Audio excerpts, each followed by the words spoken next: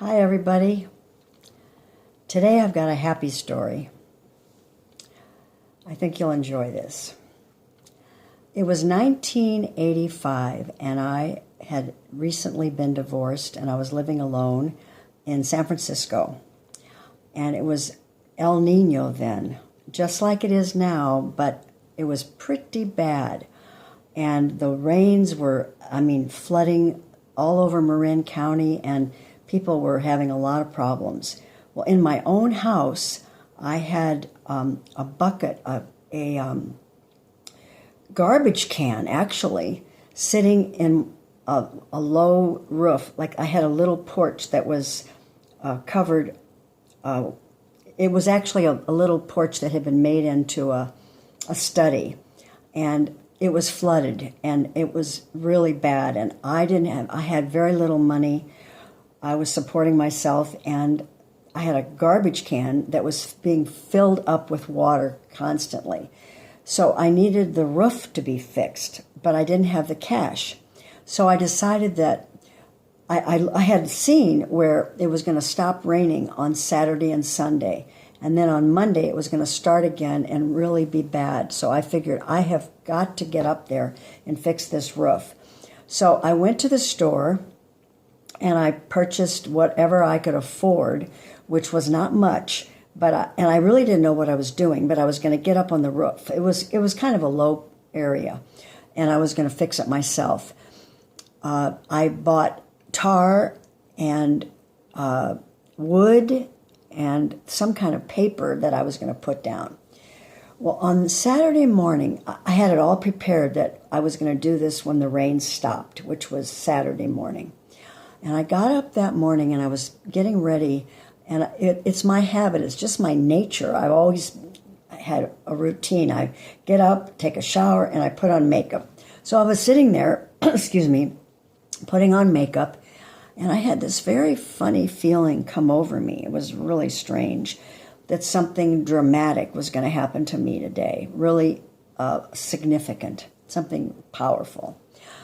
So I continued my routine, and I got up and I went up and down on the neighborhood, and I lived on a little cul-de-sac, an area that the house was about 125 years old, and for San Francisco, that's old. And it was on the original Mission Dolores property where the mission is. So it only had 3 owners before I had this house in all those years. And it was a house for parishioners, because the mission was a stone's throw. It was like right down the alley was the mission. So I got up and I was sitting there, and I already told you that. Okay, I went outside, and I was looking for somebody to help me, because when I put the ladder up on the side of the house, I couldn't hoist myself over. I wasn't tall enough. I didn't realize it. It was much taller than I thought. When I say it was low, it was lower than the rest of the house, but it wasn't that low. I couldn't reach it. So I went up and down the street, and I couldn't find anybody at home. And there were only 2 single-family residents on this street. The rest were flats. Each flat had about 4 to 6 units in it. Across the street this was after I had searched the place and nobody was home. I'd gone up and down. And I knew everybody. I was kind of the mayor of the street because I was an artist and I worked at home. So every time anyone had a package or a UPS, something would come to their house, I would be the one to answer the door because they wouldn't be home. So I knew everybody. But I didn't know the guys that lived across the street from me. I knew that some young guys had moved in during the summer because I had seen a few of them. I had passed them on the alley.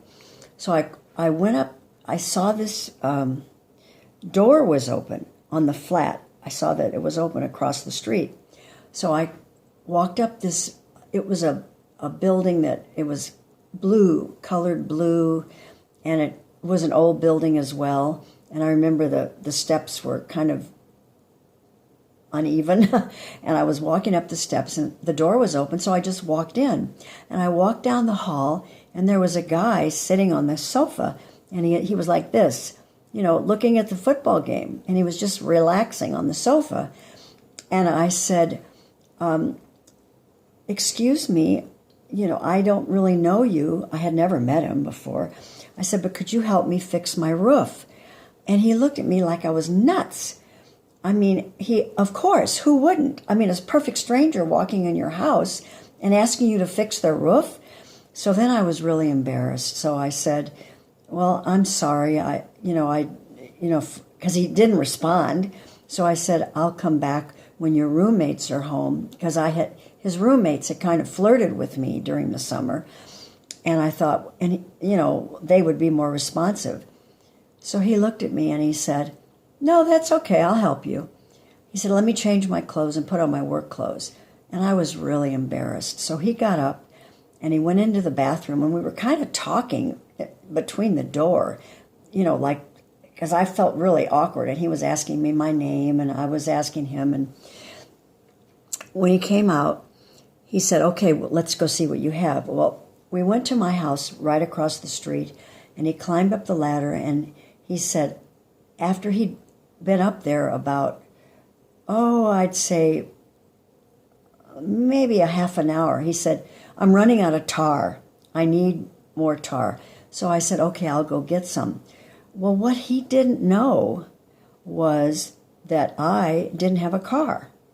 So I had to walk up to Cliff's, which is this fabulous, it's a variety store in the Castro area. This was in San Francisco where I lived.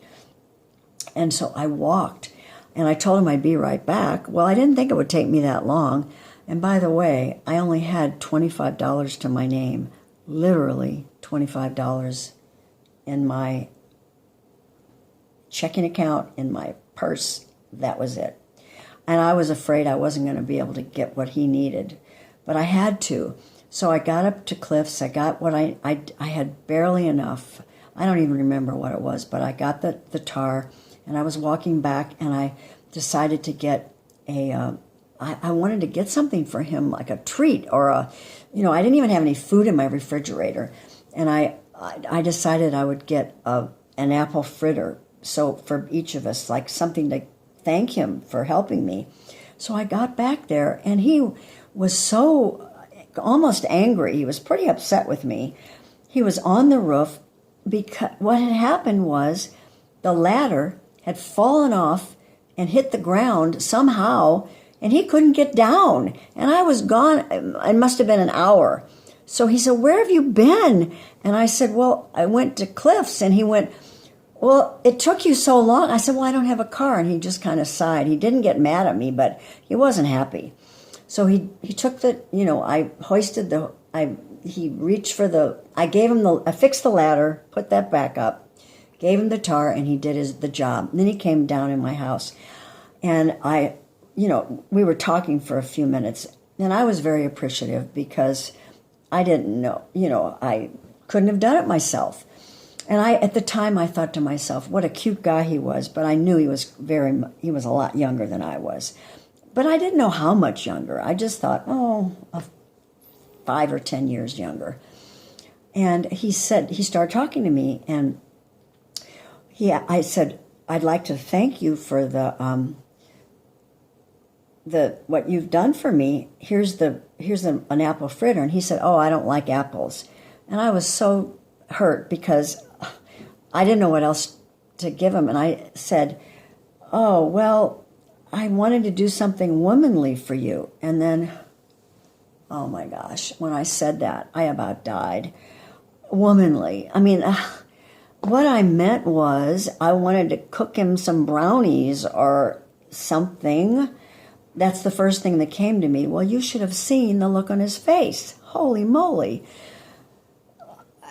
I remember it to this day. I mean, it was like a cross between a kid in a candy store and someone who's embarrassed, maybe for me.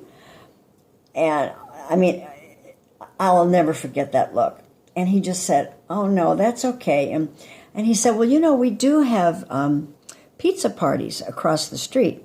You know, we have them about once a week. Would you like to come? And I thought to myself, oh, my gosh. I mean, I could barely speak because I thought, this guy is way too young for me.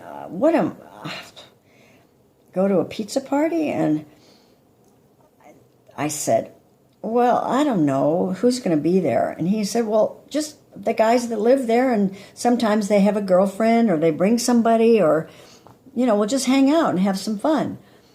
And I was hesitant. And I said, oh, I don't know. I said, I don't know. And I was kidding. You know, I said, oh, I'm probably old enough to be your mother.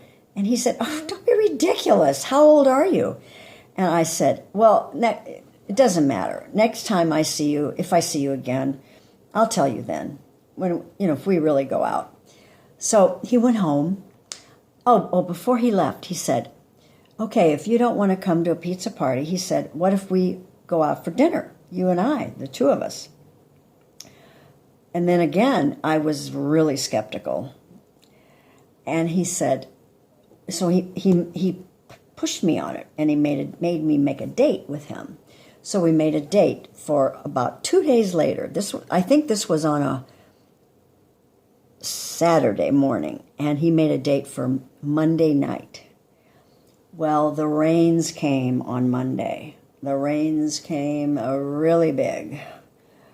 Just like the newscaster said, it was a big-time El Nino. And the tar and the lumber did not hold. My garbage can was being filled up again with water. But we had a date. And when I opened the door, it was raining, there was a note from him, and it said, I'm sorry, I can't make our date because I had to go on the ship last night. He worked on ships. He was a marine engineer. He had told me that, although I had never met anyone who worked on a ship.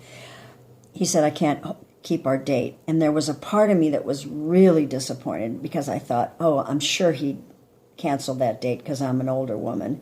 And the second part of it was I really wanted to go out with him.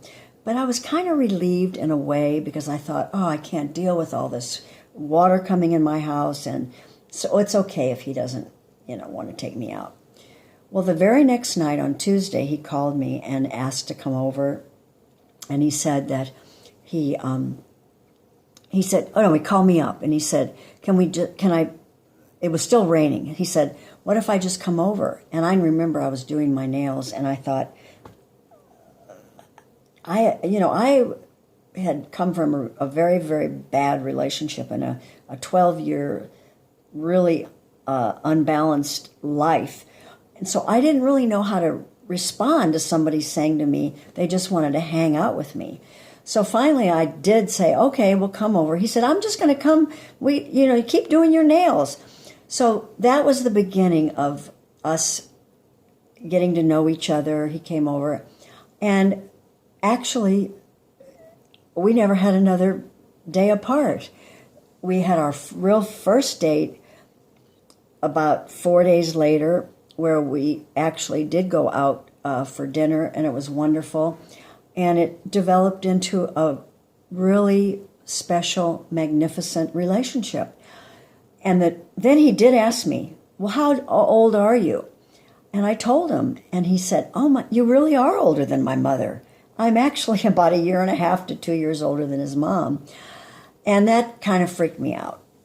But my girlfriend said to me, look, Kay, just keep going out with him. You don't have to marry him.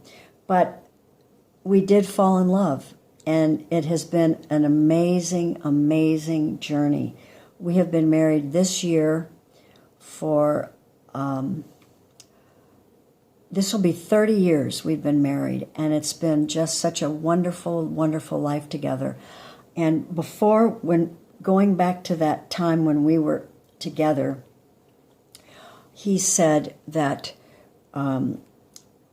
before we could get engaged, he wanted me to meet his mom. And I was very, very nervous about that because I was older. And I knew any the average person would never believe that something like this could work out.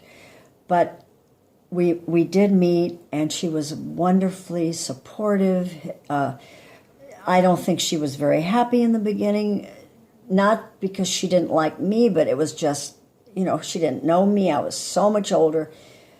Anyway, it worked out. She was gracious. She accepted me. All of Brian's sisters accepted me, and they're my family now. And they have been this beautiful. It just changed my life. They've been this amazing part of my life's experience that has brought so much joy to my life. And Brian and I have had a fabulous marriage. We adopted a baby. She is now a millennial. She's 20 and soon will be 21 this year. We adopted her when I was 54, and I think he was 19 years younger. That's how much younger he is than I, and it's worked. It's very, very special. And just recently, a woman asked me when I was in the beauty shop, she was getting married the next day, and I didn't know her. And I happened to say that how I was very happy for her, and I was telling her my story, and she said, well, what is your secret? And I said, I thought about it. I thought, what is the secret of a happy marriage? Many people will say communication, and you hear that a lot. But I thought, for us, the secret or any kind of advice I could give is that it's based on love, true love. And that it really is. Love has always held us together, and it always will. And he's been my rock. This younger man, and by the way, we don't even talk about our age difference. The only time we talk about it is when it's a celebrity. A celebrity is, in the news about being a cougar or something like that. Then we might think about it. But we have the same issues that other people do. But if you're in love, you can work it out. I really believe that. And Brian has always said that he describes our relationship as like a tree. And he says the bottom of the tree is the root. Like the roots come up, and the trunk of the tree is the base of our relationship. It's the strength. And he said that all the leaves, that they go out like a Y. And he said, one side, you have your life, I have my life. He means our interests, our spirit, our energy. And he said, then we come back together, and we have Mariah, our daughter, which has been just absolutely wonderful. And I feel the same way. I'm really, really grateful that I have this special relationship. And I also feel this. I view older women and younger men in this way. It's as if